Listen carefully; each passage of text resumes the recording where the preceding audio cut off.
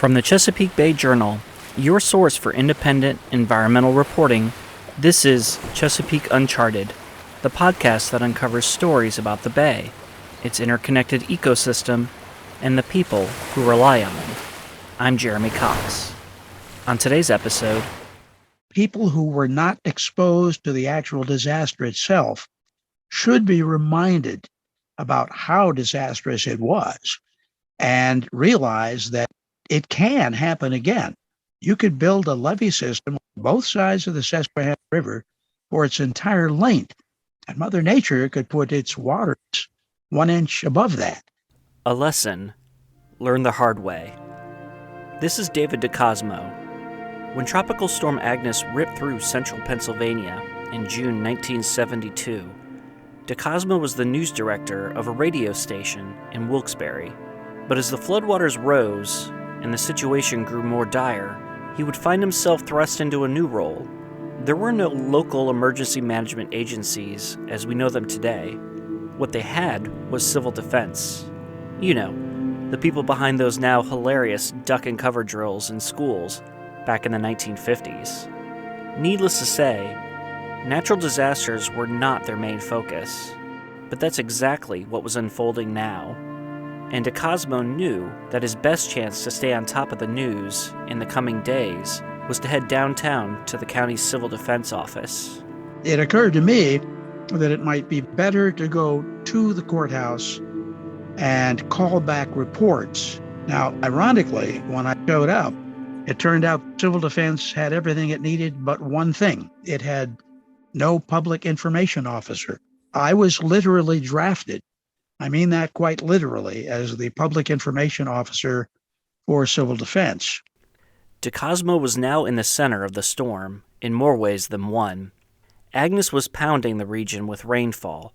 The Susquehanna River was rising quickly, and the city's primary form of defense, its 37-foot-tall levee, was in danger of being overtopped. In the early morning hours of June 23, 1972, things were looking grim. Every available hand was at work feverishly shoring up the flood wall with thousands of sandbags. Suddenly, a newsflash came from 60 miles upstream at Towanda that another kind of wall, a wall of water, was barreling their way. Well, the reading from upstream, the reading from Towanda, was just one that told us, when I say us, I mean civil defense, that there was no chance of holding the river back. It was going to top whatever we could do in the amount of time we had. And at that time, the decision was made that very shortly we would abandon the sandbagging and sound the evacuation siren. DeCosmo ventured outside long enough to watch in horror as a major bridge crumbled under pressure from the raging waters. Finally, the evacuations were ordered. Sirens started blaring around the city. As you can hear in these excerpts from his broadcast, DeCosmo summoned as much composure as he could muster to deliver the message. Get out now. Get out now. There's still time, but this is the warning that the river is starting to come over the dike. Work on the dikes has ceased. The water is expected to break through. Keep your head about you. There are plenty of people around to help you out. You have places to stay. You will have food. You will have bedding. You will have everything. So don't panic. Just get yourself to safety. At 11 a.m., the forecast became a reality. The Susquehanna River came surging over the levee and into the streets of Wilkes-Barre. During this season of Chesapeake Uncharted, we're taking stock of Agnes. This year marks the storm's 50th anniversary, but in many ways, the effects of Agnes are still with us. With each episode, I'm exploring how we're still living in the world Agnes created. People still live with the emotional scars. Communities from Virginia up to New York still bear physical scars. And the Chesapeake Bay still bears environmental scars. We'll talk about why this still matters today and for our future. Today, we're looking at Agnes through the lens of Wilkes-Barre, a city that seemed like it had little to fear from a storm like Agnes. After all, it was protected by a formidable flood barrier.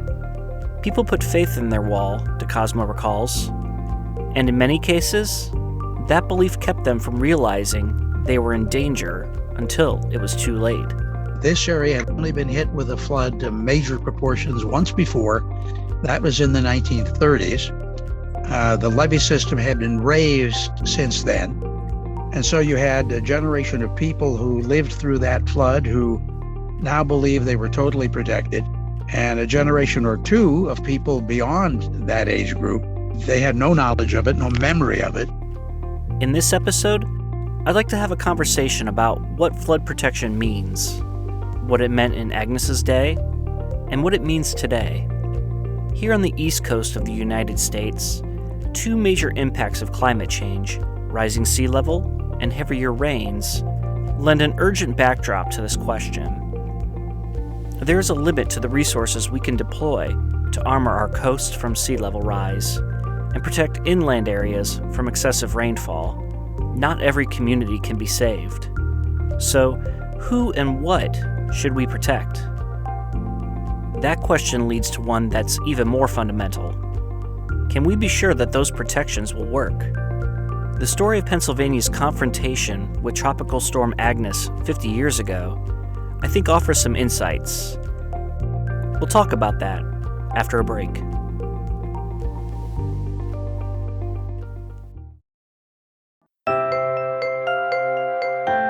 Chesapeake Uncharted is brought to you in part by Greenfin Studio, a marketing and communication firm focused on coastal, environmental, and social projects. They have helped hundreds of organizations engage new audiences and reach environmental goals. If your organization wants fresh ideas to expand your reach and deliver more effective messages, check them out at greenfinstudio.com.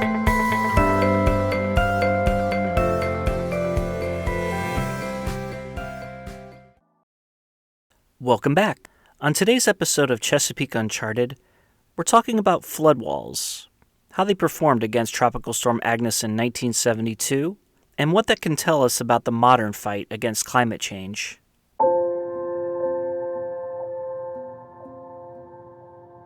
I'm in a windowless room inside a gray, single-story building just a few doors down from a prison in Wilkes-Barre, Pennsylvania.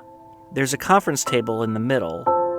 The room is otherwise filled with computers, communication equipment, and shelves lined with spiral-bound reports.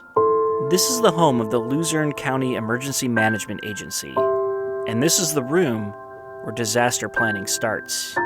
You are currently in the situation room. This is a smaller version of emergency operations room. In it, we also have a nuclear power plant in Luzerne County, so over in the corner there is a siren system. Should something happen within a 10-mile radius of the power plant. But during a storm, this would be a gathering place? We always start in this room. This is like 7 days out, 8 days out, the National Weather Service calls. We put their briefing on the big board here, the smart board here. David Elmore is the agency's second in command, and seated next to him is Charlie Cromes, an emergency planner.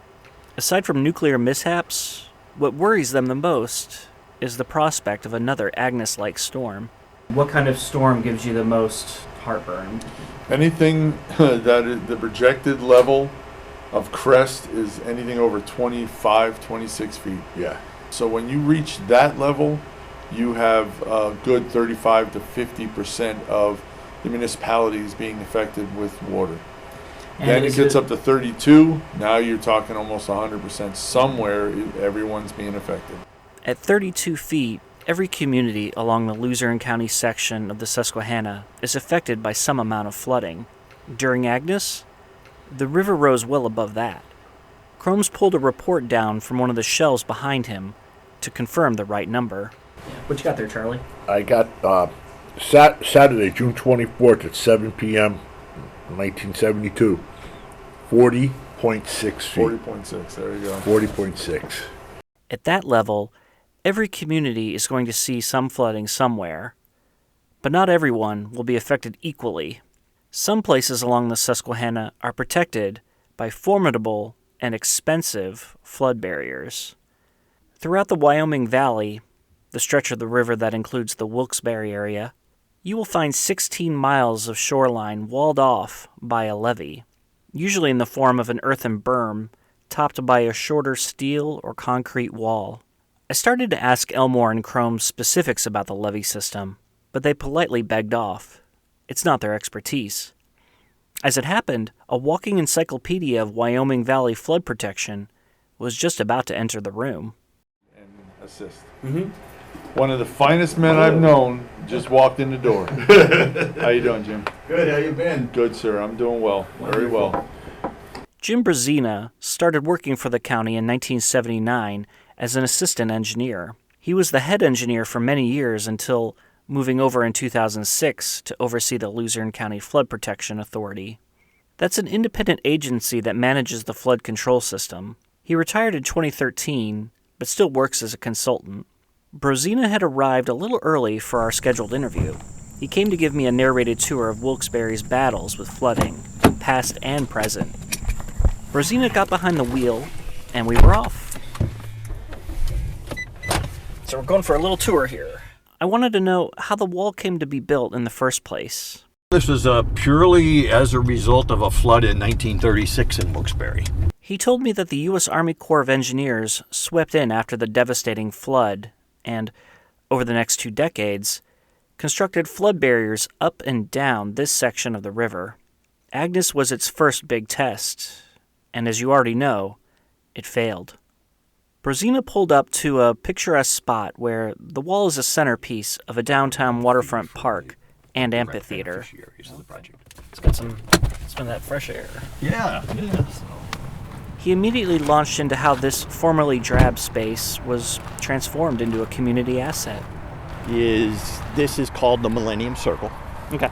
It's, this big expanse. It has a fountain that unfortunately is not operating at this point. There is a community foundation called the Luzerne Foundation that did a fundraiser in 2000 where they were trying to get...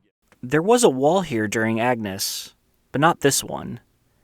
After 1972, the Army Corps and the local flood authority spent years designing and building a $200 million overhaul of the valley's flood protection system. That included raising the walls up and down the valley by an average of 3 to 5 feet. The project spanned the entirety of Brazina's career. The final pieces didn't come together until 2009. We walked under a metal footbridge through a wide gap in the barrier, a gate that can be closed during the floods. Here, Brazina pointed to a black line on the riverside of the wall. It was at least an arm's length above his head. This line right here is how high the water was in 1972. At least on this day, the Susquehanna below us looked harmless. It was a good ways below where we were standing. As I stood there, I had a hard time imagining it could ever rise up this high. But of course, it has. The Susquehanna, bloated by Agnes's rain, easily overtopped the lower wall that was in place in 1972. Ultimately, 60% of the city would become flooded, and 100,000 people would have to evacuate. Brazina and I hopped back in his car. We were off again, this time to see just how far the floodwaters traveled in Agnes's day. Normally, he told me, the river is about 700 feet wide. During Agnes, the Susquehanna spread out over an area 2 miles wide, drowning everything in its path. We passed single-story houses that had been flooded up to their roof lines. The water was 10 to 12 feet deep. Wow. I mean, we're pretty far from the river already, several blocks. We kept going, Brazina driving, pointing out 50-year-old water levels. This was a hospital that was impacted. Finally, mercifully, the flood did run out of land to conquer. Over a half mile from the river, Brazina gestured toward an old multi-story brick warehouse. So, over there you see that's what's the old Stegmeyer brewery with that cupola on it. Okay. That is where the water stopped. They were putting in boats and going back into town this way. So now we're sort of on the edge of town. Today, you wouldn't know that this place was once the epicenter of the worst national disaster of its day. It's a pleasant downtown with a leafy public square and mid-rise office buildings. That was the silver lining with Agnes, Brzezina said. Relief funds came pouring in, and the city got a complete makeover. New sewers, new roads, new parks, new trees. Wilkes-Barre also got its higher flood wall. And would you believe it, just 2 years after its 2009 completion, the wall faced down a flooding threat even bigger than Agnes. Remember that black mark on the flood wall? It wasn't the only one that Brzezina pointed out to me when we were down by the river. And then the second black line that you see is how high the water was in 2011. This thing did its job and did it magnificent. If the levees hadn't been raised, we would have been in the same position that this community would have been in 1972. That was Tropical Storm Lee. It didn't dump as much rainfall as Agnes did, but it caused the Susquehanna to rise higher than in Agnes. The reason? The higher flood walls in the Wyoming Valley region kept the water from spilling into its surrounding floodplain, reserving more for the river's main stem. It was less water than in Agnes, but now the flood at Wilkes-Barre is confined between higher walls. This is Gary Letcher, the Agnes historian we met in the last episode. So in Agnes, the flood came to 41 feet. In Lee, it came up to 43 feet. It was actually 2 feet higher because it wasn't spreading out. I have another quick anecdote about the wall that I think is telling. During Agnes, Wilkes-Barre flooded despite the presence of the flood barrier. In doing so, experts believe that it spared some places farther downstream. Donald Duke remembers it well. He was a 15-year-old at the time. His family lived in Sunbury, where the Susquehanna and the West Branch collide, creating a single channel that eventually flows into the Chesapeake Bay. So you can think of a big bullseye hanging over the community when central Pennsylvania gets too much rainfall. The atmosphere was very tense. We were waiting to see, would our town be washed away?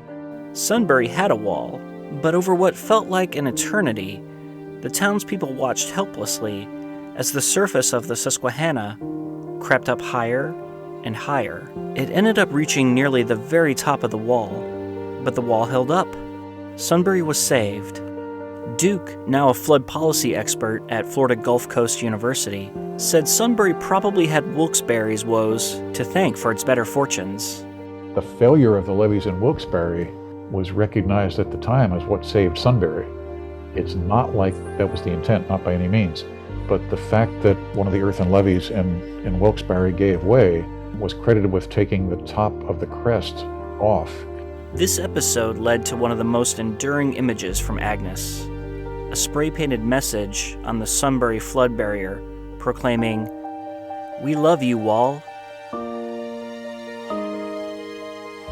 On our way back to the emergency department's office, I asked Brzezina if he thought this new wall, this higher wall, could withstand the heavier rainfall patterns brought on by climate change. His response was basically, don't count on it. When we looked at this project, the Agnes flood was predicted to be the 370-year flood. We don't use those terms anymore, but that's what it was called. And if you now look at what the Agnes level storm is, it's probably a 75-year flood. Mm-hmm. So as we see climate change, it's going to become more and more difficult, and there may be a day sometime down the road where they're going to have to look to, again, raise the levees even higher.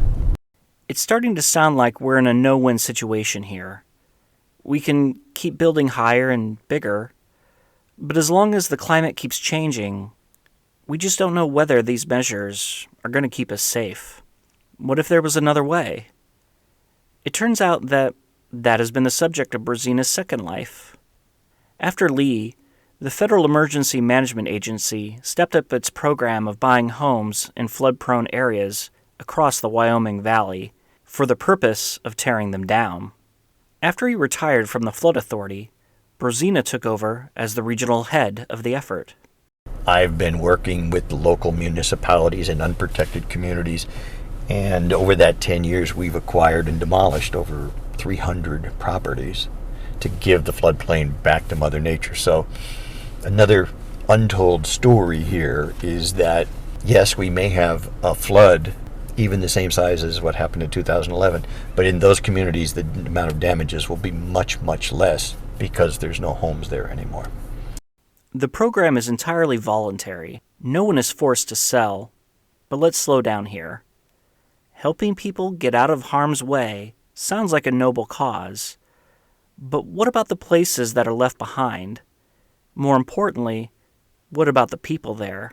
To see for myself the consequences of the buyouts, I got back in my car and drove about 30 minutes southwest of Wilkes-Barre to a small community at the bottom of a hill, directly adjacent to the Susquehanna River.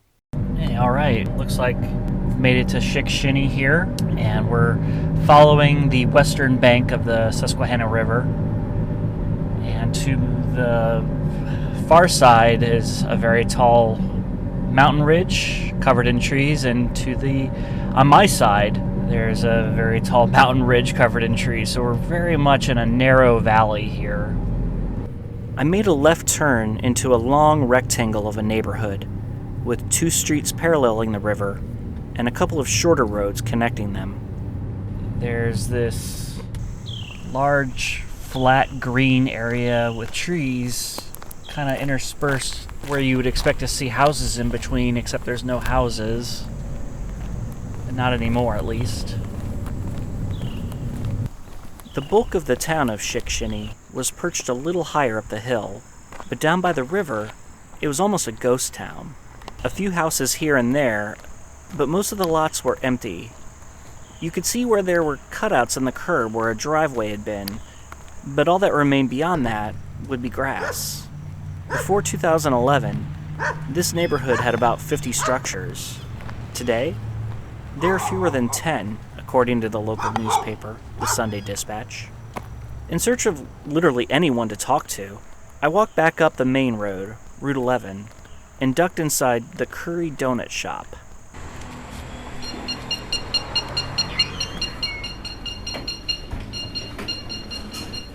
I met the owner, Charlotte Shales.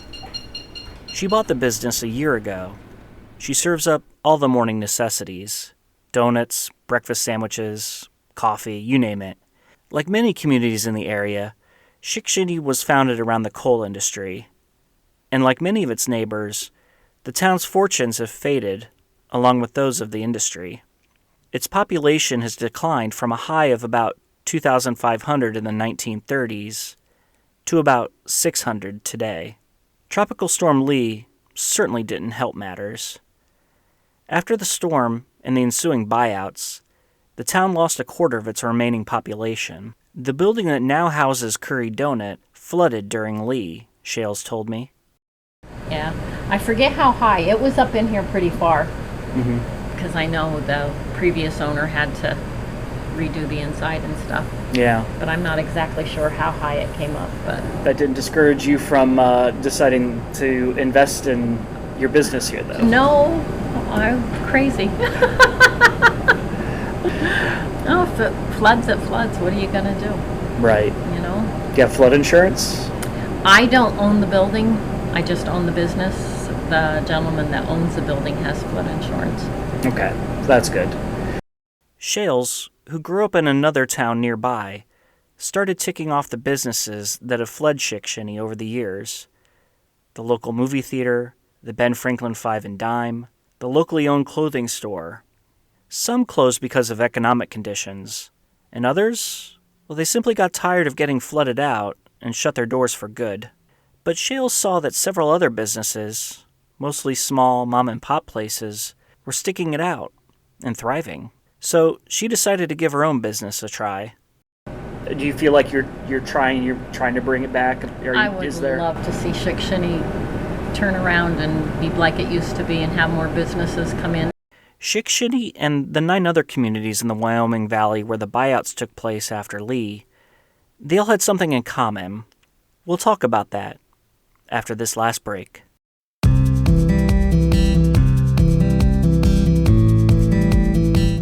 Hi, this is Laura Lutz, editor at the Chesapeake Bay Journal. I hope you're enjoying our podcast, and I'd like to invite you to join the community of Bay Journal readers. If you care about climate change, wildlife, clean air, healthy communities, and of course the Bay and its rivers, you'll find news you can use at the Bay Journal, along with some great ideas for outdoor travel. Our subscriptions are free. Check us out at bayjournal.com and click on subscribe to start receiving the best independent environmental news in the Bay region.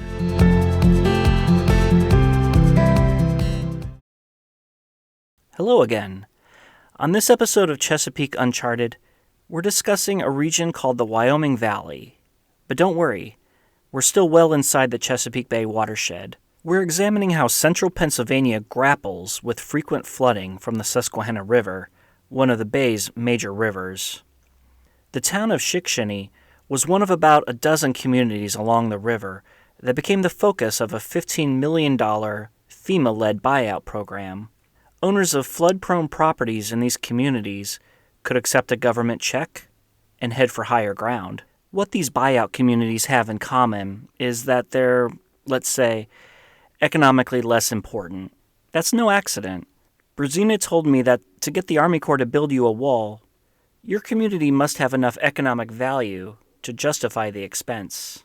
Because what happens is that for federal participation, you have to meet benefit cost ratio. Mm-hmm. And you need a mass of infrastructure, and homes surprisingly don't really make that up. It's commercial and realistically industrial properties that push you over the edge. Right. But for these other communities, Shikshini, they wanted a levee. But when you've got a community that's a mile long and 500 feet deep, you got to build a lot of levee to protect not a lot of people, and it just doesn't work, unfortunately.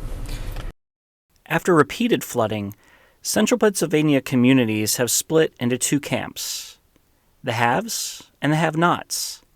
The haves, like Wilkes-Barre, are able to access flood protection funding because of their economic importance. Meanwhile, the have-nots, like Shikshini, having no such access, are forced to hasten their own demise. Why does this matter to us now? History has a funny way of repeating itself. Right now, climate change is compelling many towns and cities across the Chesapeake Bay watershed to prepare for a wetter future. Whether it's sea level rise or rivers overflowing their banks more often, the risks are growing. And so too are the costs to protect homes and businesses. Who will get to stay, and who will have to retreat? There will be exceptions, of course, but my bet is that what's past will be prologue. The Wilkes-Barre-type places will be heavily armored, and the Shikshini-type places will have to either live with the water or get out of the way. Jim Bruzina has seen this dilemma from just about every angle, from massive public works solutions to negotiating sales of flood-afflicted properties. I have another bet. Whatever is going to be the next big thing in the world of flood fighting, Bruzina will be in the center of it. So what's the future hold for you, do you think? You said you've been involved in hundreds, it sounds like, with buyouts. Is this just going to keep going? Or No, I'm trying to sunset my career here a little bit. I've been doing this for 40 years, so it's been interesting. I have been extremely fortunate in my career in that I got to deal with this, $250 million construction project. It took a long time to do it, but not many engineers in their career get to work on one project their whole career. And the last 10 years, it was something that I started before I retired. There was a void, and I just stepped into, and I thought, this isn't going to take long. Well, here I am 10 years later, and I'm still at it, so.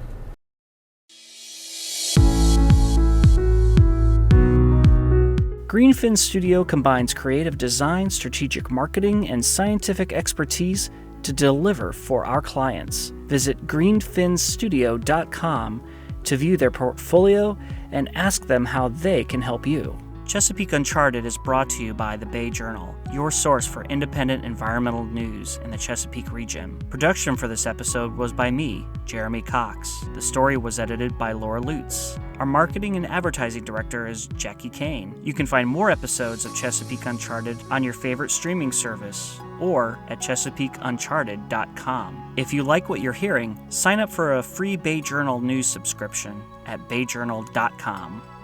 Until next time, this has been Jeremy Cox. Take care.